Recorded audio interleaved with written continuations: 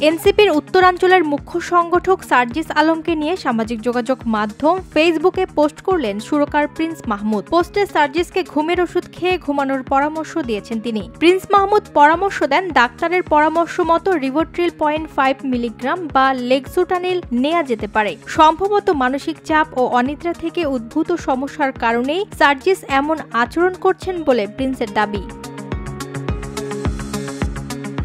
উল্লেখ্য, পঞ্চগড়ের একটি বক্তব্যের সময় বিদ্যুৎ চলে যাওয়ায় ক্ষিপ্ত হয়ে সার্জিস বলেন, এই রাজনৈতিক দেউলিয়াদের দেখে নেব, তাদের কলিজা কত বড়। নেসকোর কর্মকর্তাদের কলিজা ছিঁড়ে রাস্তায় ফেলে রাখবো। ধারণা করা হচ্ছে এই বক্তব্যের কারণেই সার্জিসকে এমন পরামর্শ দিয়েছেন তিনি।